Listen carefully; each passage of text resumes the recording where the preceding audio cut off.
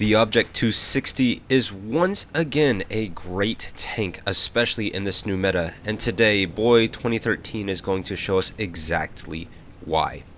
If you've been under a rock recently, then let me catch you up on some of the most notable balance changes that Wargaming has implemented in years. Wargaming went ahead and they nerfed the Chieftain, which has dominated the World of Tanks meta for far too many years, and they nerfed the 279E. With its incredible damage per minute and armor, it was just devastating the battle for quite a long time. However, those tanks have now been nerfed by Wargaming. They are slower, their damage per minute is significantly worse, and so that is allowing some really great things to happen at tier 10. Most notably, some old tanks that used to shine in the meta are now having some sort of renewed relevance, and the Object 260 I think is a great example of this. Previously, if you were going to play a tank that had speed, that had armor, you'd probably want to choose the Chieftain because it was, you could say, just about as fast as the Object 260, and it had gun depression. It was just a stronger tank overall. However, now that the Chieftain is significantly nerfed, the Object 260 is much more competitive with that and many other tanks. The Object 260 is the reward tank. It's actually the first reward tank that was released into World of Tanks, and it has a few really notable features. Really, the main one you're going to want to think about is how strong this armor is for how fast the tank is. This is one of the fastest tier 10 heavy tanks in the game. If you're thinking about sort of equivalencies, you could say the 50B, AMX 50B, I believe, is a little bit faster, but outside of that, not many tanks are going to compete with the Object 260's incredible speed. Combine that with this pike nose. The pike nose is where the armor comes together at a pike right there, and so it means you don't actually have to angle your armor. That'll actually decrease the effectiveness of it. Instead, you want to point straight at the enemy. This is something that the IS-7 really brought into popularity, and the Object 260 expanded upon this, and it's really, because of the steep angle of it, it makes the Object 260 just really well armored. It's not as strong armor wise as the IS-7. It has weak spots on the turret, and you can go through a few of these parts. However, compared to a regular tank, its armor is very strong, especially considering the speed of the tank. Combine that with a pretty decent gun right here. The Object 260 is rocking 122 millimeter with 440 alpha damage. That's roughly the same as what you would get on a 279E, although the 279E had its heat rounds nerfed, and so actually this tank now has better penetration with 340 millimeters and with 260 millimeters APCR on its regular shells. And so right here, boy 2013 is going to use a lot of the aspects of this tank to hopefully carry an incredible round.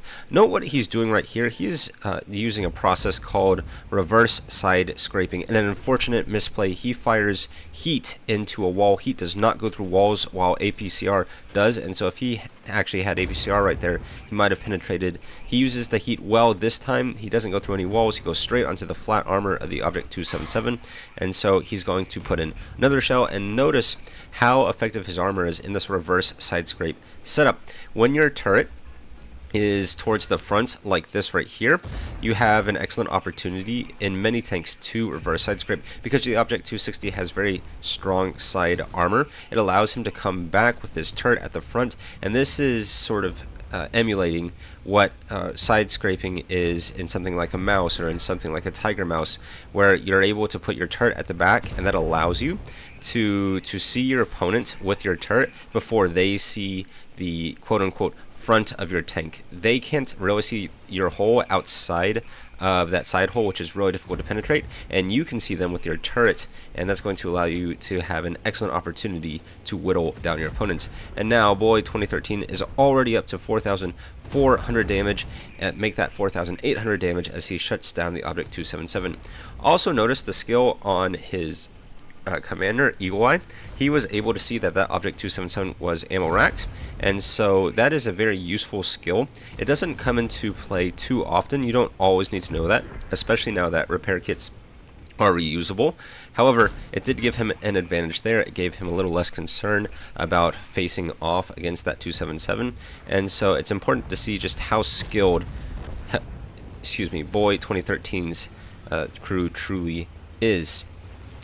Now that the fighting has abated a little bit, Boy 2013 is going to use the excellent mobility of the Object 260. We really haven't seen the tank in motion quite yet outside of that initial rolling out push, but now that he's got the opportunity to push forward into the teeth of his enemy, you can see he's already up to 60 kilometers on this flat ground, I believe perhaps going a little bit uphill even, and he is just moving so much faster than any of the other tanks on his team would be able to do, and this allows him to get under the gun line of the FV215B183 very quickly, and that ability to get out of a gun line is really preserving HP. This is where speed is just as effective or helpful as armor in some situations. Beyond that, he's able to catch a tank that Foch was running away.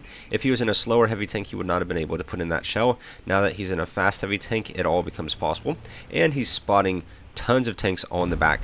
He's able to shoot down on his opponents. This is like shooting fish in a barrel, and you can see the fairly decent damage per minute of the 260 coming into play right here. Now, Boy does need to be very worried, yes, about that FV 4005 in the back. There's a Foch 155 that he can't necessarily see, and so these pokes up over the ridge are a little more concerning now that TDs have probably positioned themselves to counter this type of play. Also, if you take a look at Boy 2013's ammo, he only has 13 regular rounds left. He's got 4 HE. That's quite a lot of HE in a tank like this that has relatively limited ammo loadout. Still, he's using his shells effectively. For now, we will have to see whether he runs low on ammunition at the back end, because he only has about 4,000 or 5,000 potential damage left, and at least from what we can see, we have about 10 or 11,000 health remaining on the enemy team. Now, admittedly, it's important to remember that that top bar only applies to tanks that you can see in your render range, and so if you haven't seen a tank in your render range, you actually will not, that will not be counted into the calculation. So it's very possible the enemy is down a few thousand more HP.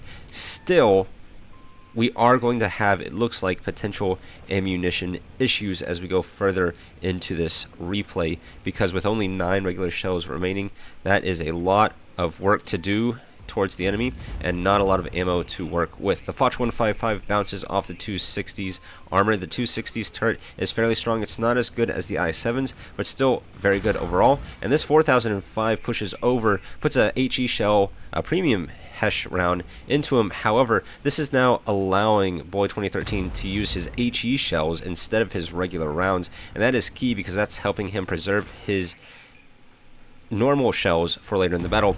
Also, Boy 2013 made a beautiful play swapping to APCR and having great awareness from his minimap to see that the Leopard was flanking. The FV just fired, and so that allows Boy 2013 to wipe out that kill as well. And now with only 2 tanks remaining on his team and 3 tanks remaining on the enemy team, I think Boy needs to think about the cap as the enemy just steps on, and suddenly he is facing a 2v3 where 2 tanks from the enemy team should be able to jump on cap, and honestly, if they're smart, they should be able to cap this game out.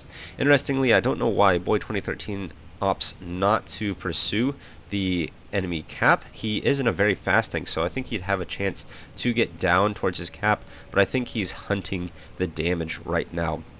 And the fact that a second tank has not jumped on the enemy cap also indicates that he might have had an even better chance of getting in and winning this game. Now, however, he's just going to have to pray that the enemy team, for whatever reason, jumps off of the cap and decides kill all, no cap. But that is left to be determined. I do sort of hate this play from Boy. He had an, I think, opportunity to win this game. However, now that 2 tanks have hopped on, this really does look like it's going to be a loss. And so with 10,360 damage, he's going to go in for a ram kill. Actually, he doesn't. He pulls off the flank. The Foch probably was about to reload. However, Boy puts in one last shell, maybe. Oh, somebody got off the cap for some reason. So now Boy's going to be able to put in his third consecutive shell into the Foch, and this game is now officially over. And with one last hurrah, the Foch dies. That's 11,728 damage that we saw, but a loss. And this is one reason, ladies and gentlemen, you should always pursue the win, because Boy may have been able to get more damage. Instead, his selfish play cost the team overall, and he loses. Let's take a look at the post-game results. Boy 2013 ended up doing 12,161 damage. He hit a blind shell that we did not see. He comments, "This is one of the most exciting games I've had so far," and while it was certainly exciting, it is definitely disappointing in the end that Boy 2013 did not go ahead and pursue that win. You could argue he only had 4 shells remaining in his tank, but we have no idea what those enemy players' HP was. If we take a look, for example, at the Lion had received 4 hits and 4 penetrations, meaning he was likely a one-shot, and the T-62A took 4 penetrations as well, which means if Boy had the, we'll say, the guts to go and pursue a victory and a win, he might have been able to take out both of those enemy tanks and then attack the Foch 155. Instead, he will have to settle with an epic loss. And with 12,161 damage, it's hard to be too disappointed, but this is the kind of selfish play that you don't want to see. And so what I want to highlight in this replay is really 2 things. First off, the Object 260, definitely worth going out and trying to get. This is not a tank that I have picked up yet because of the artillery restrictions, but if you are comfortable playing artillery and are able to get through those SPG 15 missions, then this is definitely a great tank in today's meta. And my second point is, when you're in these desperate situations, go ahead and pursue the win. Great things can happen. He did not know that the enemy tanks were likely 1 or 2 shots apiece, and so he could have won this game if he had had a bit of faster reaction times and better decision making. With that said, ladies and gentlemen, thank you so much for watching. So grateful to have you here, and Lad out.